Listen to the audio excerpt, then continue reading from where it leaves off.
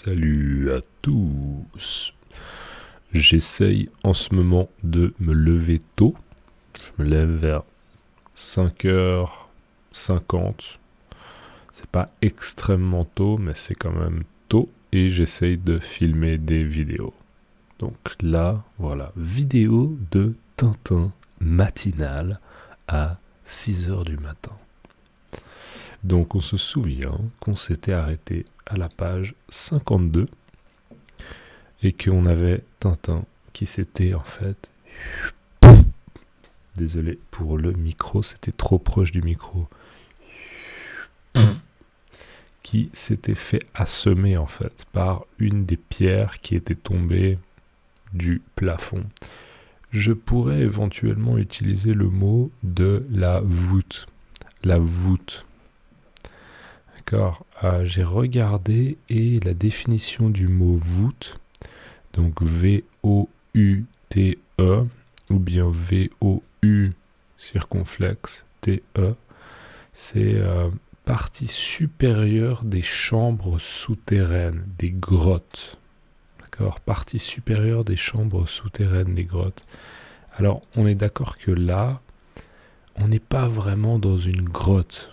D'accord, mais je pense qu'on est quand même plutôt dans des chambres souterraines. Donc je pense que clairement le mot voûte est assez adapté pour ce contexte. Donc voilà, un nouveau mot, les voûtes. Et souvent les voûtes, ça a cette forme-là, un peu en arc comme ça. D'accord. Donc voilà, donc situation très tendue pour Tintin qui se retrouve en danger. Et donc, fin de la page 52, mesdames et messieurs, naturellement, nous enchaînons avec la page 53. Alors, sur cette première vignette, on va la mettre en 250. Sur cette première vignette, on voit du coup le gorille qui se rapproche de Tintin. D'accord, Tintin, maintenant, on pourrait dire qu'il est HS. J'ai déjà utilisé cette expression sur la chaîne, HS, d'accord, il est HS. C'est familier pour hors service. Okay, une machine, non, elle est HS, elle est hors service. Mais on peut dire d'une personne aussi qu'elle est HS, parce que elle est inconsciente, ou elle est très fatiguée, ou elle n'est pas en état de travailler. Là, il est carrément inconscient. Si vous buvez quelque chose, santé.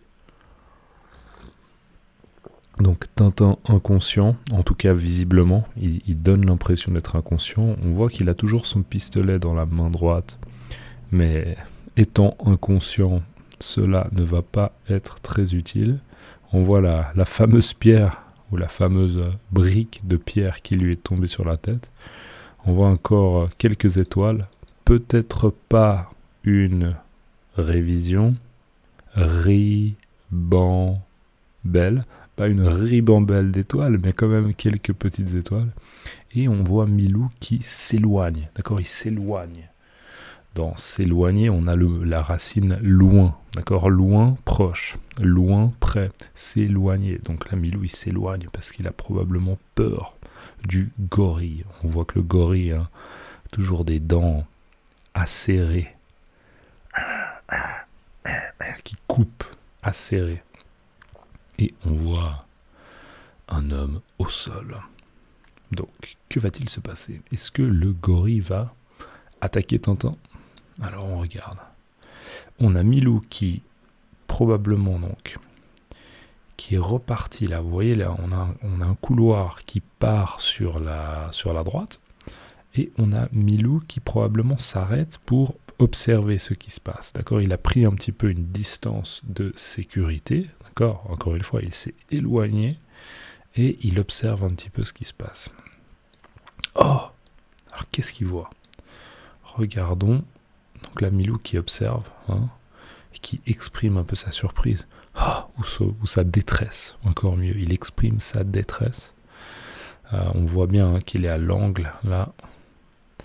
Et donc on le voit ici, et il fait ce commentaire, il dit « il va le dévorer ». D'accord, donc on voit le gorille qui en effet s'empare, d'accord, qui s'empare de Tintin. Ça n'a pas l'air d'être très compliqué pour le gorille parce qu'il a probablement énormément de force, d'accord? C'est un animal qui est vraiment puissant. Il est vraiment puissant. Il arrive à soulever Tintin comme ça avec juste sa patte avant, avec son bras, avec sa patte avant. Ça a l'air d'être relativement facile. Et on voit Tintin qui a les bras ballants. Ça, c'est ce qu'on appelle avoir les bras ballants. Il n'a pas les bras...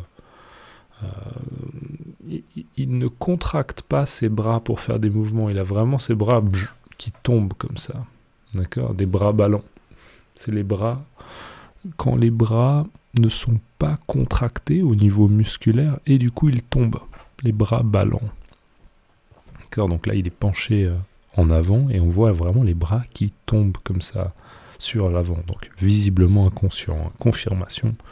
Tintin est inconscient. Milou dit, il va le dévorer. Donc il, c'est le gorille. D'accord, je vous rappelle que même si on dit gorille, ce qui est particulier pour moi, vous vous souvenez que moi avant je disais juste gorille. Je disais pas gorille. Alors j'essaie de me corriger parce que visiblement on devrait dire gorille. Donc il, le gorille, va le dévorer. Et le, ça reprend Tintin. Donc en fait, le gorille va dévorer. Je vous rappelle que dévorer, c'est manger, mais de manière un petit peu sauvage. D'accord? De la même manière qu'un lion, par exemple, pourrait manger une gazelle dans la savane. D'accord? Il va dévorer la gazelle. Un lion qui a faim. Donc, quelles sont les intentions du gorille? On va voir, on va essayer de comprendre un peu ce qui va se passer. Alors, vignette suivante, là on entend. Alors, je ne vais pas faire les aboiements très très forts, parce que sinon je vais réveiller mon fils et ma femme, mais on entend un petit aboiement. Et là, regardez la réaction du gorille qui est complètement apeuré. Il est vraiment apeuré et qui lâche, d'accord? À la base, il tenait. Là, je tiens le stylo et je le lâche. Et il tombe dans mon autre main, d'accord? Donc, il lâche Tintin. Il lâche Tintin qui, regardez, vient s'écraser comme ça. On pourrait dire la tête, la première. Non, probablement les bras, les premiers. D'accord, il s'écrase, mais on voit bien qu'il s'écrase également la tête. On voit un peu le résultat de l'impact sur le sol. D'accord? Mais on voit bien que Tintin est lâché, qu'il tombe au sol. Et encore une fois, quelques petites étoiles. Presque une ribambelle d'étoiles. Le gorille est apeuré.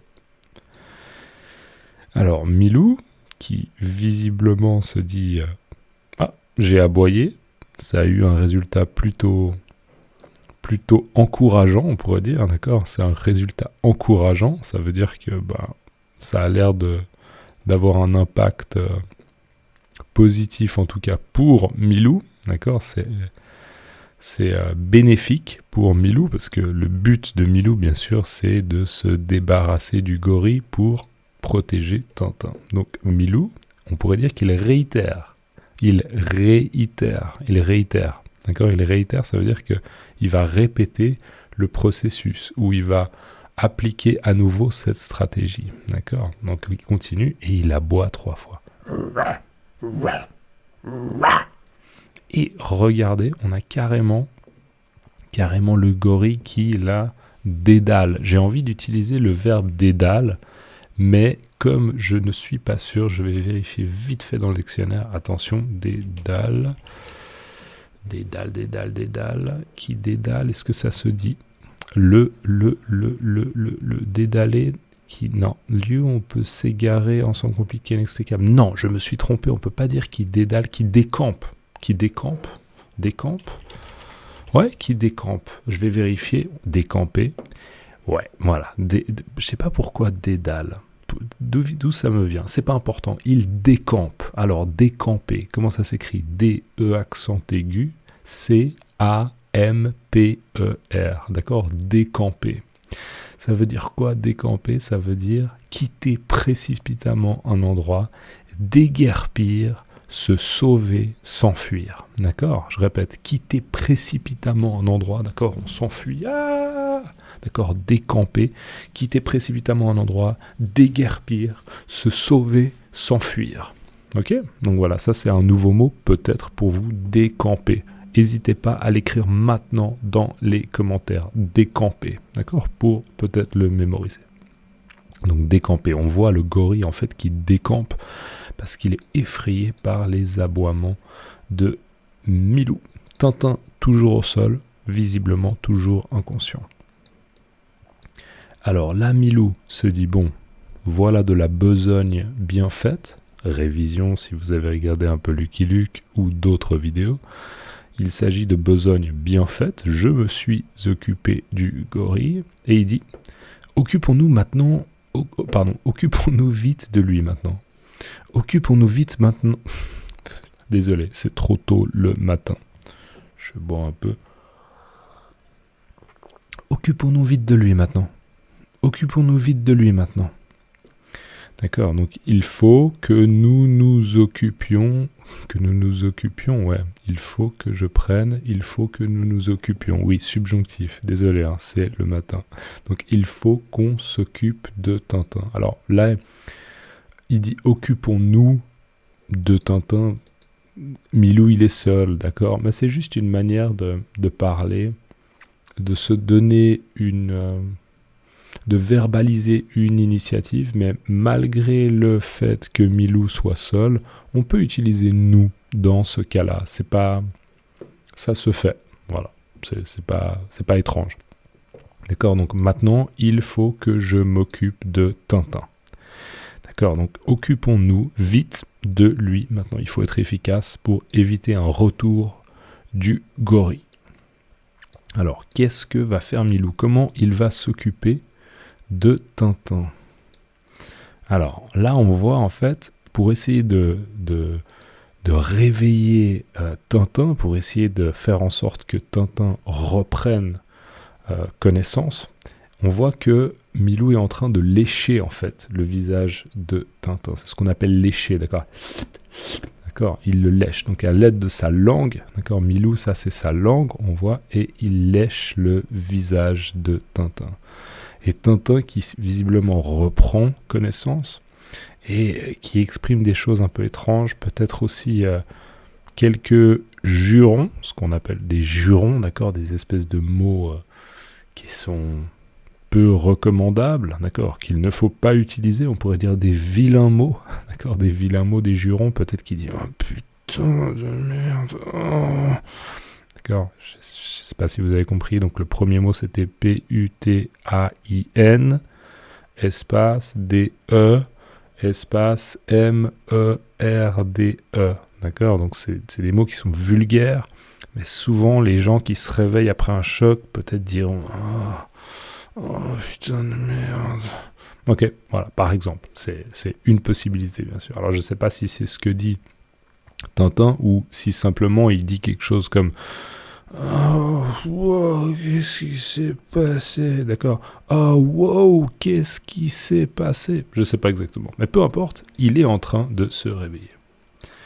Et là, vignette suivante, on voit en fait le gorille qui est au coin de, sauf erreur, l'endroit qui mène à son box, à sa cage, à sa cellule. D'accord, je crois qu'il est à l'angle, là, on voit un petit peu une partie un peu obscure, là. Et je crois que c'est l'endroit où, justement, l'homme avait fermé la porte. Donc, je ne sais pas exactement où est la porte sur cette image, mais je crois que c'est le même endroit. Et en fait, on voit le gorille qui, visiblement, est allé il a décampé et il est allé trouver refuge. Voilà, il est allé trouver refuge en fait dans sa cellule, dans son enclos, dans son box. Et là, on voit qu'en fait qu'il est à l'angle et on pourrait dire il guigne. D'accord, il guigne, ce qu'on appelle guigner. Il guigne un peu comme ça, il essaye de regarder pour voir ce qui se passe. D'accord. Et en fait, Tintin remarque où est le gorille et oh. Et Milou, qui en fait, tourne le dos au gorille, d'accord? On est d'accord que là, Milou, dans son champ de vision, ce qu'on appelle le champ de vision, par exemple, là, dans mon champ de vision, il y a la caméra. Je suis en train de vous parler et du coup, vous êtes dans mon champ de vision, d'accord? Mais là, Milou, d'accord, le gorille n'est pas dans son champ de vision. Donc il dit, qu'est-ce qu'il y a encore? Qu'est-ce qu'il y a encore, Tintin, d'accord? Qu'est-ce qui se passe encore? Il se passe quelque chose à nouveau? Oh là là, ça fait beaucoup, d'accord? Qu'est-ce qu'il y a encore? Et on voit Tintin. Alors en fait, Tintin ne dit pas grand-chose. On pourrait dire que sur cette page, Tintin n'est pas très bavard. D'accord? Bavard, B-A-V-A-R-D. Tintin n'est pas très bavard, ça veut dire qu'il ne parle pas beaucoup. Et en fait, Milou se retourne, d'accord? Là, de cette position à cette position, en fait, il se retourne. Ok, il se retourne et il voit qu'en effet, il s'agit du gorille. Et donc, il dit à Tintin, ce n'est que ça, tu vas voir. D'accord? Donc, ce n'est que ça. Ce n'est que ça, c'est simplement, tu fais juste référence au gorille. Ne t'inquiète pas, c'est pas un gros problème. En gros, c'est ce qu'il dit. D'accord? Ce n'est que ça, tu vas voir. Donc, en gros, c'est juste le gorille qui t'effraie, ou c'est juste le gorille qui te préoccupe. Tu vas voir, ok, regarde ce que je vais faire et je vais résoudre le problème facilement. Et donc, encore un aboiement. Et là, on voit à nouveau la réaction du gorille qui est, on pourrait dire, systématiquement, tétanisé peut-être, tétanisé, très, très, très, très, très, très apeuré, d'accord? Très très effrayé, donc tétanisé, il est complètement tétanisé par les aboiements de Tintin. Voilà, donc visiblement en tout cas la situation est en train de s'améliorer pour Tintin parce que le gorille qui représentait vraiment un gros danger a l'air d'être tétanisé, d'être effrayé par les aboiements de Tintin. Donc ça donne une possibilité pour s'en sortir. En tout cas, le gorille devient moins dangereux avec cette arme qu'a Tintin, c'est-à-dire son chien Milou, son camarade, son partenaire Milou. Ok, on arrive à la dernière ligne, sauf faire de ma part, donc on va faire une petite page de pub. Donc à tout de suite.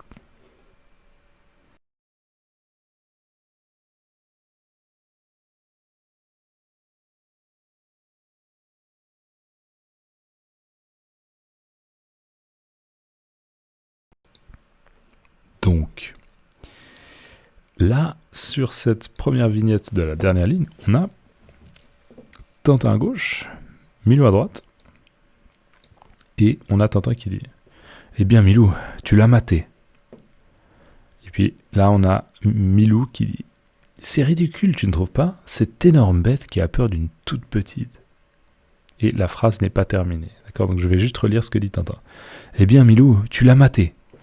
Et Milou qui dit « C'est ridicule, tu ne trouves pas? Cette énorme bête qui a peur d'une toute petite... » Donc là, qu'est-ce que dit Tintin? Eh bien Milou, eh bien Milou. Eh ben Milou, ok, c'est juste, ça c'est un petit peu des mots, c'est pas des mots qui veulent dire grand-chose, encore une fois. Hein.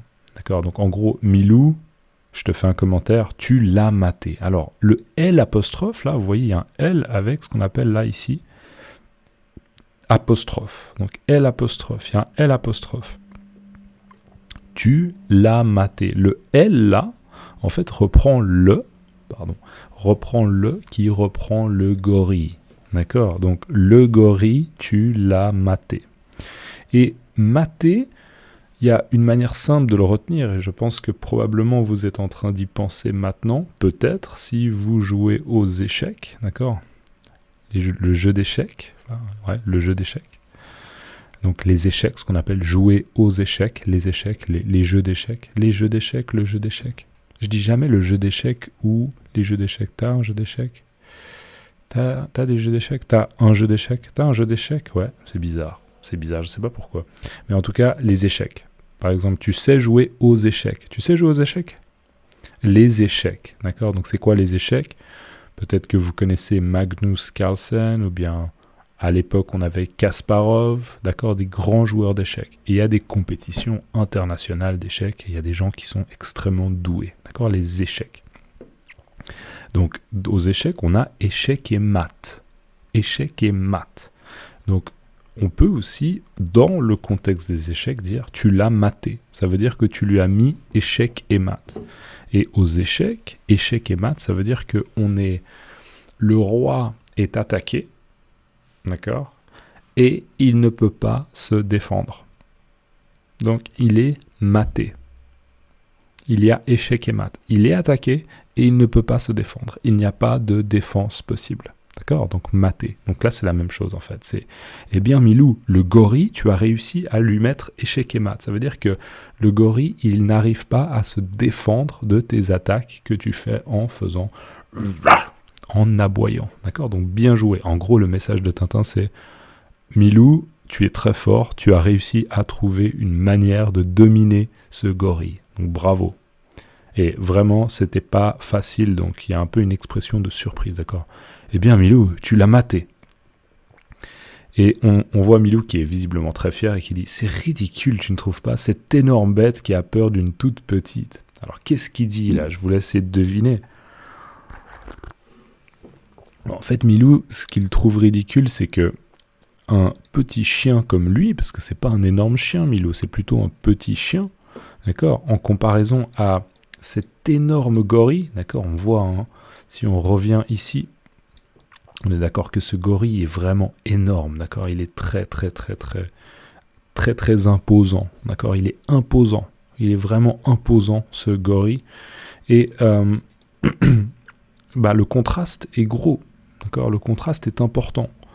Et du coup, Milou, il trouve ridicule qu'un énorme gorille, d'accord, cette énorme bête, je vous rappelle, une bête, ça peut être un peu genre un monstre ou simplement un animal. Très souvent, une bête, c'est juste pour un animal. Donc cet énorme animal, c'est ridicule qu'il ait peur d'une toute petite créature telle que Milou, en fait. Je pense que c'est comme ça que Milou veut terminer la phrase, d'accord? C'est ridicule. Tintin, tu es pas d'accord avec moi. Tintin, t'es pas d'accord avec moi? Je trouve ridicule, c'est ridicule que cet énorme gorille, il ait peur, d'accord? Il ait peur, là moi j'utilise le subjonctif, je trouve ridicule qu'il ait peur d'une toute petite bête comme Milou, d'un petit chien, d'accord? Donc en fait, on pourrait dire indirectement que Milou se moque un peu du gorille. Allez, je relis juste la dernière phrase et on passe à la suivante. C'est ridicule, tu ne trouves pas, cette énorme bête qui a peur d'une toute petite... Et là, la vignette suivante, en fait, c'est Milou qui vient de remarquer que juste en face de lui, il y a une petite araignée, ce qu'on appelle une araignée, d'accord? Et en fait, il sursaute. D'accord, il sursaute et il a extrêmement peur. Et en fait, on voit bien, hein, je ne l'ai pas commenté parce que j'aimerais bien que vous le voyez, si vous êtes attentif. Mais là, en fait, on avait déjà l'araignée qui était en train d'avancer et qui était en train de s'approcher de Milou, d'accord? S'approcher, s'éloigner. Révision, d'accord? S'approcher, s'éloigner. Si vous voulez, vous pouvez noter s'approcher, s'éloigner dans les commentaires pour mémoriser. Et aussi pour l'algorithme. Donc là, on a le sursaut, en fait. Le sursaut de Milou qui sursaute parce qu'il est apeuré. Est-il tétanisé? Peut-être. En tout cas, il est fortement effrayé par cette petite araignée. Donc en fait, c'est bien sûr c'est un petit peu ironique, c'est un petit peu ouais. J'ai pas le bon adjectif, mais on pourrait dire que c'est un petit peu ironique, même si peut-être que je l'utilise en tant qu'anglicisme. Est-ce qu'on le dirait en français? Je vais voir si je trouve un meilleur adjectif et peut-être je ferai un commentaire dans la prochaine vidéo. Mais c'est un petit peu ridicule, on va dire, pour Milou de faire ce commentaire, d'accord? Un commentaire un petit peu frimeur. Oh là là, vraiment ce gros gorille qui a peur d'un tout petit animal comme moi, Milou, c'est ridicule, d'accord? Il se moque du gorille, mais c'est lui-même en fait qui, ensuite, est effrayé par une toute petite araignée. Donc c'est exactement la même situation. On a une petite araignée beaucoup plus petite que Milou, et c'est Milou qui lui-même est effrayé par cette araignée, d'accord? Donc j'aurais presque envie de dire qu'on pourrait dire il s'est fait avoir à son propre jeu. Il s'est fait avoir à son propre jeu parce qu'il jouait un peu le jeu du petit animal, le chien, qui effraie le gorille. Okay. Et maintenant, c'est une petite araignée qui l'effraie lui. Donc, il s'est fait avoir à son propre jeu. Pourquoi pas? On pourrait aussi dire que c'est un petit peu ironique, mais je ne suis pas trop sûr. J'ai l'impression des fois que mon utilisation du mot ironique est influencée par l'anglais. Parce que clairement, en anglais, là, je dirais que ça pourrait être une situation qui est quite ironic. Mais pas forcément en français. Donc, je vérifierai et je vous donnerai un complément dans la vidéo prochaine. Faut que je m'en souvienne. Ou dans les commentaires. Je le mettrai en top commentaire. Je l'épinglerai. Ok, je vais épingler le commentaire. Épingler. To pin. Ok, épingler le commentaire. Donc voilà. Et là, on a Milou qui en fait s'enfuit parce qu'il voit cette araignée, il a peur et on pourrait réutiliser le vocabulaire qu'on a vu aujourd'hui, vous vous souvenez, décamper. D'accord, on a Milou qui décampe parce qu'il est extrêmement effrayé par cette petite araignée. D'accord, et Tintin qui assiste à tous ces événements-là et qui exprime sa surprise. D'accord. Peut-être que Tintin lui-même, n'a pas vu l'araignée et du coup il ne comprend pas la réaction de Milou. Milou n'a pas peur d'un énorme gorille et là tout d'un coup il n'y a plus rien, d'accord, il voit rien, ou bien peut-être une petite araignée et là Milou a décampé. D'accord, donc voilà. Ça nous amène à la fin de la page 53. Ok. Avant de partir, s'il vous plaît, laissez-moi dans les commentaires, laissez-moi, tu l'as maté. D'accord, tu l'as maté. C'est un bon mot à apprendre, d'accord. Vous tomberez peut-être dans un contexte, sur un contexte où on dit le roi a maté la rébellion. D'accord, la rébellion, quand il y a des gens qui se rebellent contre le roi, et le roi, il a maté la rébellion. D'accord, il a fait en sorte que les rebelles soient arrêté, mis en prison. Il a maté la rébellion, d'accord?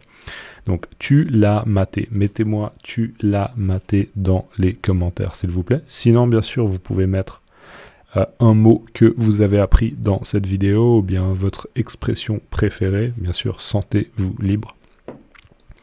Et donc, on est à la fin de la page 53. N'oubliez pas de liker la vidéo aussi, ça prend quelques secondes et moi ça m'aide.